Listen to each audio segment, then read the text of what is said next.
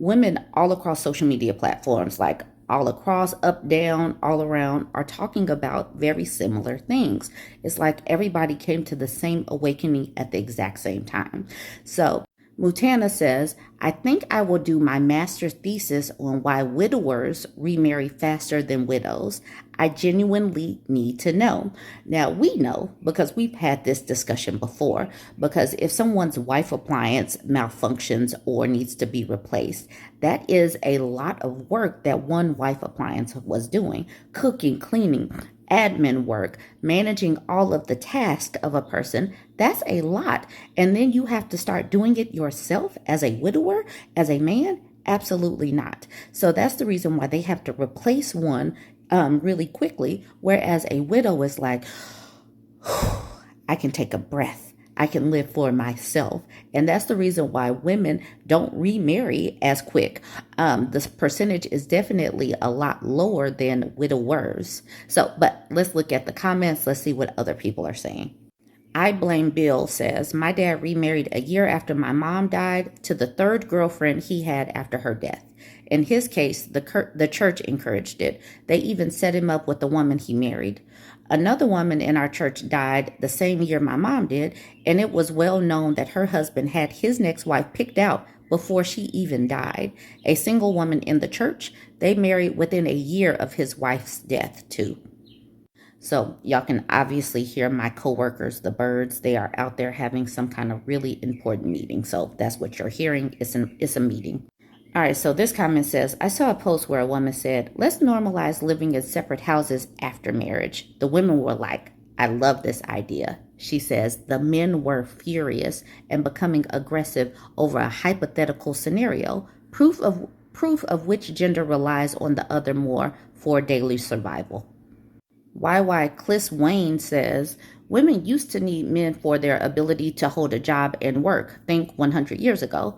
Our culture was established around this economic reality. Women would do whatever they could to keep their wage earner happy. Fast forward to today, women can work and make their own money. They don't have to rely on men for survival anymore. Why shouldn't they be more meticulously choosy when it comes to a partner? Why would they want to do additional mental and physical labor for someone who lives like a slug? That is a good question. And then Arm Me with Harmony says, exactly. Men have to actually be likable now. They have to add to the peace, calmness, and stability that a woman has already established for herself. Unfortunately, these men are struggling with that. They don't want to be likable. They don't want to do the supporting things, like support goes both ways. Reciprocity, you do for me, I do for you. It's like they really still believe that we are 100 years ago, where they are the ones going out to work. They're on oil rigs. They're out here like really doing this hard labor when the majority are not on an oil rig. But that's the thing. They refuse to be likable. They refuse to come home and do the tasks that both people have to do. So women are like, okay, well, I will just choose to be single. And they still haven't caught on that women can literally choose to be single and survive and thrive. Mari says, men, when faced with all the labor that their wives did, run to find another one. When women see how much time and energy they have after their partner's death, they go and live. That's pretty spot on. Irina says, widowed at 33, and this is spot on. Now I'm choosing to remarry a man with 4 kids. I have 1. Wish me luck. So she's going into this with eyes wide open. She was already married before. Now she's a widow. She's a widow, but she's doing this again on purpose. Dang. Alex Giraffe says, my mom referred to her divorce as her emancipation and said husbands are a job with no benefits. See, that's the thing. This is the reason why they want to limit women on social media, because women are telling the story. They're showing the story in videos and in pictures and all of that. And this is what is the birth rates are tumbling for a reason. The marriage rates are tumbling for a reason, because they're like, do I really, single women, child-free women are like, do I really want to sign up for that? I'm not exactly sure. HS Chum says, that's it, thesis wrapped. Like, we've already figured out the answer. You don't even have to dig any further. Mountain Shelley says, as a widow, I fully agree with this statement. Alba says, right to the point, plain and simple, nothing more to say. Allison said, research complete, 100. Delane says, just spot on, hit the target. But I'm going to end with Barpool and a couple of Barpool statements. This is actually a woman. She says, as we get older, men are in short supply and there are a lot of predatory women out there. Plus men need a woman to cook, clean, etc. Women often have a wide social circle while men have no friends. Women are stronger. So this woman is saying that women are the ones out here being predatory, even though right here she says men need a woman to cook and clean. This is not really speaking that well about men. They really have got to, learn how to do these things, cook, clean, live like an adult, especially when so many jump on the internet and let us know that they're the leaders of everything, that they're the ones that move society and built everything. But they can't live like an adult without needing a woman. But for a woman to call women predatory, that's kind of a mess. Marnie says, I don't understand this. My husband cooks and cleans and all household duties. My sons do too. We all look after each other. Where are these men who are not capable of doing this? They're all over the place, or at least they act like they're incapable of doing things. They really do act like they don't know how to work a washing machine and a dryer. It's kind of a mess. But to that, Bar Pool says, I think it depends on the generation. My husband and I are in our 70s and have pretty traditional divisions of labors. He does cook sometimes and washes dishes and does laundry sometimes, but many of his peers can't cook, have never done grocery shopping or dishes, laundry or vacuuming, etc., because women have been seen as wife appliances. Like women are born to basically serve men. And so to that, Alexis Giraffe says, can't or won't. And then Barpool says, at this point, they can't because in the past, either they wouldn't or their wife didn't have that expectation. My own sons do everything, but I think there are still some younger men who do nothing domestic. And that's the reason why women just stay on your own.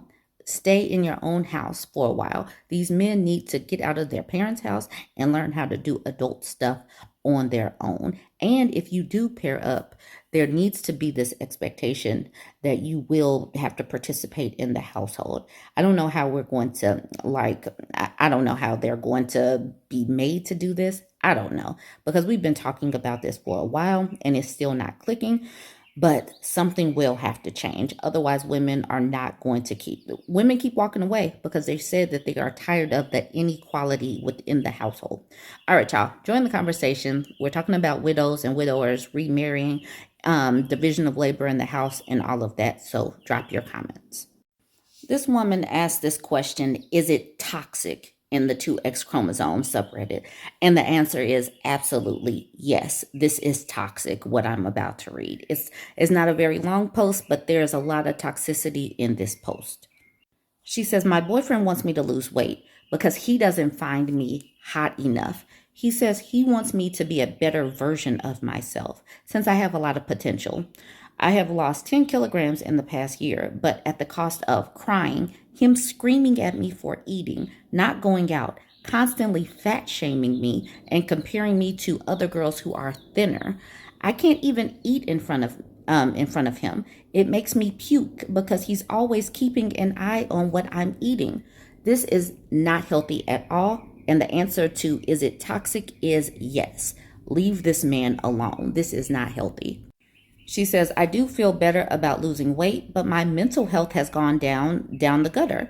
And weight is not the only thing he picks up. He has a problem with my personality, what kind of clothes I wear, who I hang out with. He wants to control everything I do in the name of, I want you to up yourself and not be mediocre. Once again, this is toxic. This is unhealthy. This is controlling behavior.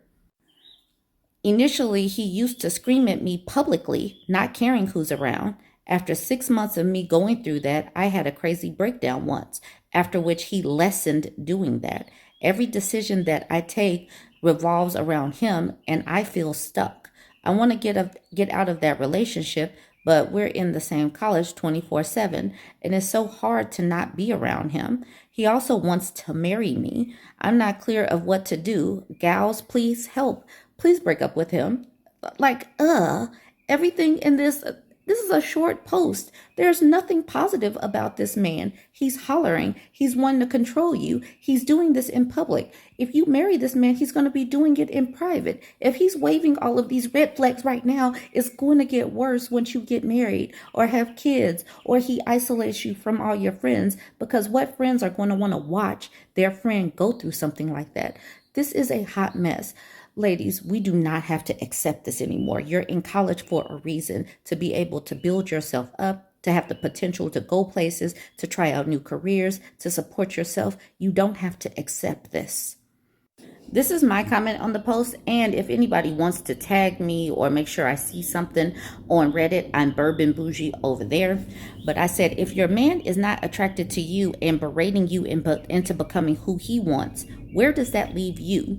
You're not his project. You're a person. He isn't your God here to shape you into his image. Please leave this man alone. Losing weight and being healthy should be something you do for yourself, not some a-hole. So that is what I said. But other women are on this post simply saying, please leave this man. Raining in the Woods says, it's beyond toxic. Dub anyone who tries to control you. This person says, is honing in on the part right here that says, my boyfriend wants me to lose weight because he doesn't find me hot enough, saying, I did not have to read any further, although the rest is even worse, if that's possible. Leave him now. He is controlling and abusive. Artie Art says, he is abusing you verbally and emotionally. Bricky says, your boyfriend is an a-hole and will only continue to be more abusive. Sing for Maya says, I genuinely do not know why you stay with a jerk like this. Please take a line from him and improve yourself by dumping this controlling loser. Dr. Satine says, do not even entertain marrying this jerk. It may be hard to break up and have to see him around. I went through that. We have tiny living spaces inside of a building for work, and I had to see him every day, share meals, and get into a new relationship, sleeping a few doors down from me. Awful, yes. Did I die? No. And we broke up for way less than what this a-hole is doing to you. Bite the bullet. I promise it's not going to be as bad as allowing this mean creature to keep ruining your health and standing in your way. I urge you to do whatever you can to take yourself off that terrible pairing. Recruit your friends and treat this as a detox. Stop weight loss measures for now. Be hostile. Dress terrible for his taste, but something that makes you happy. Leave him. Please listen to us. Ariel says, the best weight to lose is the weight of this dude in your life. A supportive partner wants to see you be happy with yourself, not completely change who you are for him. And then this will be the final one I do. Glitteroo says, you already know the answer. You just need validation. He's a prick and not good for you. Do you want to be stuck with this man for the rest of your life? Leave him. Don't be worried about having to see him at college. I mean, people break up all the time. Literally thousands of people. Thousands of people have partners or ex-partners in college they break up with. Absolutely. You know, you're not going to be able to avoid him, but after you graduate college, you can move away. You can ignore him. You can learn how to gray rock, stonewall, whatever. Just leave this man alone. Anyways, y'all, like I said, I'm going to leave that there. Join the conversation. Yes, it is toxic. And let's please continue to have these conversations. You do not have to shape or reshape who you are for a man. Let me know what you think. Join the conversation. Like, comment, and share. Stephen A. Smith took to his podcast and he gave like this 2.5 minute monologue talking about how he behaves in a certain way because he knows that he is beholden to Disney/ESPN. He says, yes, I realize that this is my podcast, but regardless of that, there are boundaries, there are standards that keep me in line because I know who I work for. And that is something that people, regardless of how you feel about the messenger, because I do know that his antics cause people to, land on one side or the other. But regardless of how you feel about Stephen A. Smith, what he is saying is the gospel truth. There are certain things that if you work for somebody, if you care about your brand, if you care about your reputation, you're not participating in certain activities because especially especially if things go viral today. It doesn't just impact you. It impacts your employers. It impacts your family. People start calling your previous employer, your previous girlfriends, everything like that. Nothing just impacts you these days. And stories, it's not that stories are just on newspapers and you talk about it once. No, these stories go viral because of social media. So we live in a whole new age where people have to really consider how their behaviors, if they were to be splashed on screens, how that's going to be perceived and how that's going to damage your brand and your reputation. The newspaper test is a lesson that I learned when I was back in college, probably about 25 years ago, something you learned in marketing about your brand and your reputation.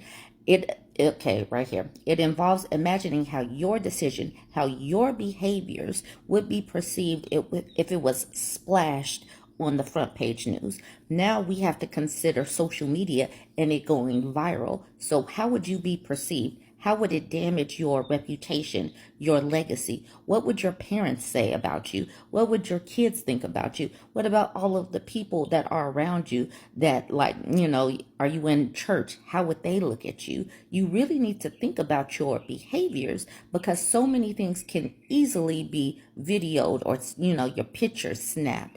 Things people can screenshot and send. So how are your behaviors? Would you act differently if you knew that it was going to be plastered on a newspaper or on social media? If you wouldn't be comfortable with the public scrutiny, it's a sign to reconsider that decision. All right, here's more detailed explanation. Like I said, I learned this in college. It's right here on the Google machine for y'all for free. The core idea: the test encourages thinking about the consequences of your action beyond immediate legal or financial implication. Public scrutiny: it prompts you to imagine a scenario where your decision is made public, potentially impacting your personal and professional reputation. Reputational impact: the test highlights the importance of maintaining a good reputation as it can take years to build but be destroyed quickly. And that's the thing.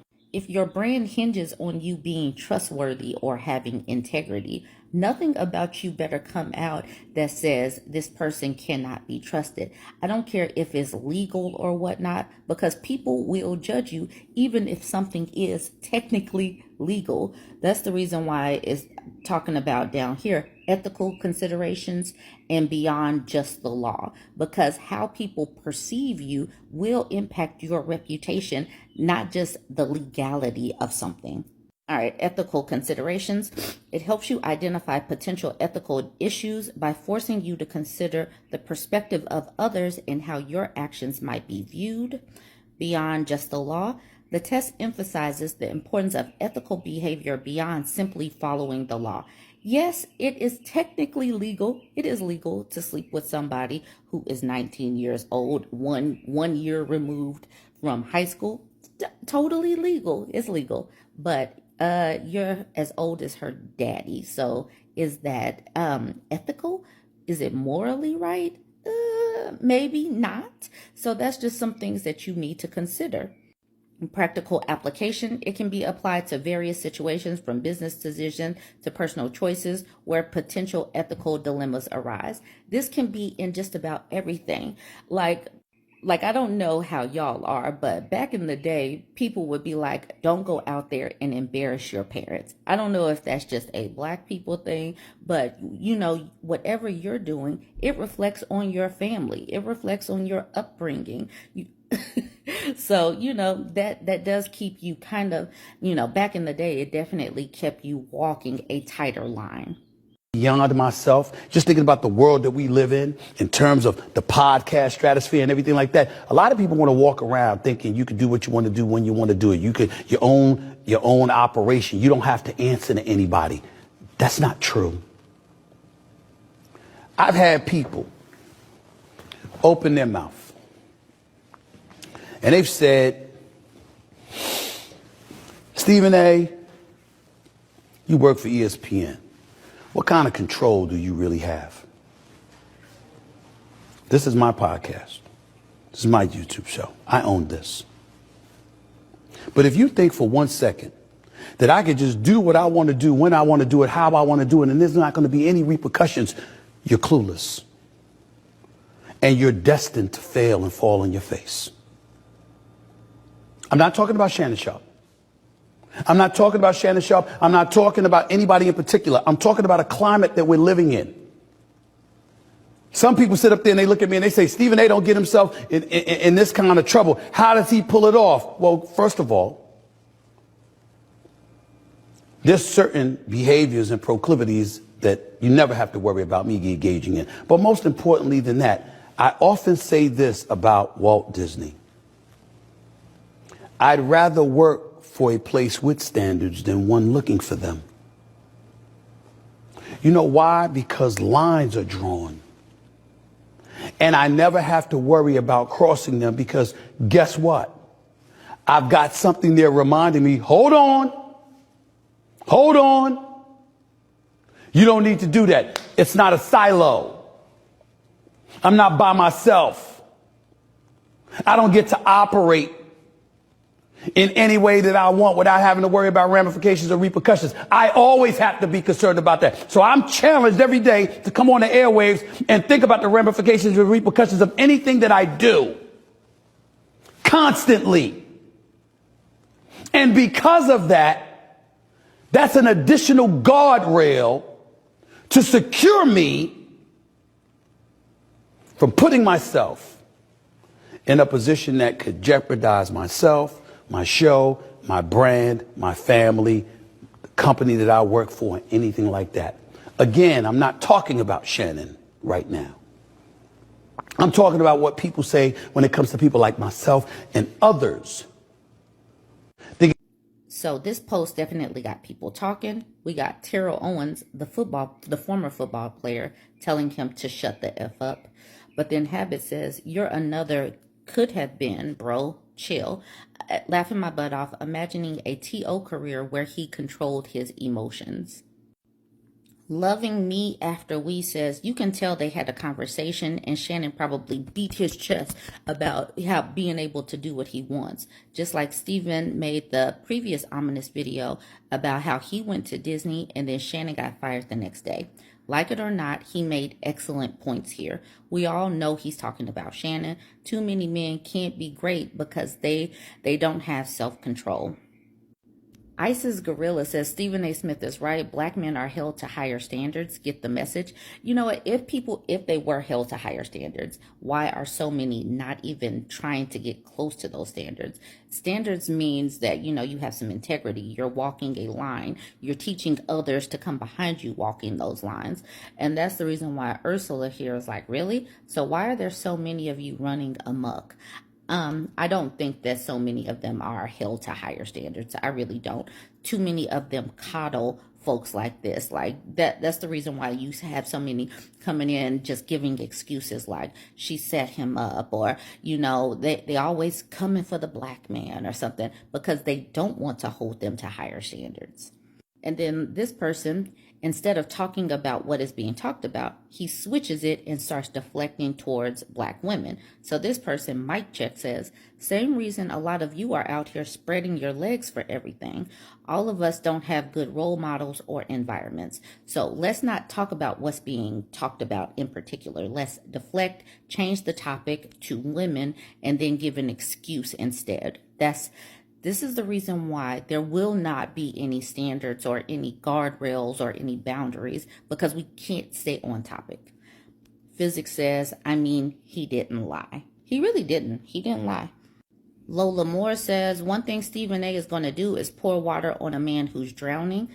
And like David said, Shannon drowned himself. Let's be real.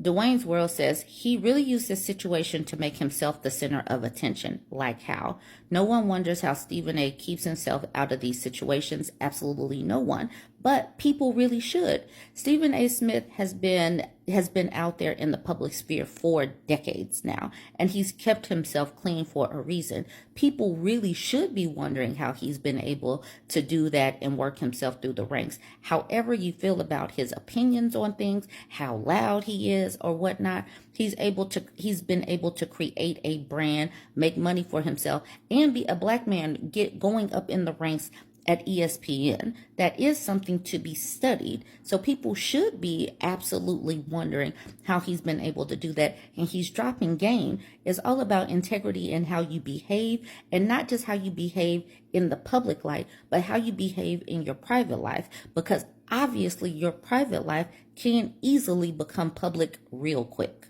And that's what Antonio was saying down here. No, he was dropping real gems for all the black men in his position, but not even just black men in his position. Anybody that gives a damn about their brand or reputation. And you can have a social media presence with 100 people. You can have absolutely no social media presence. You just want to have a good reputation in your apartment complex, at your church, at your school, or whatever. He's dropping gems regardless.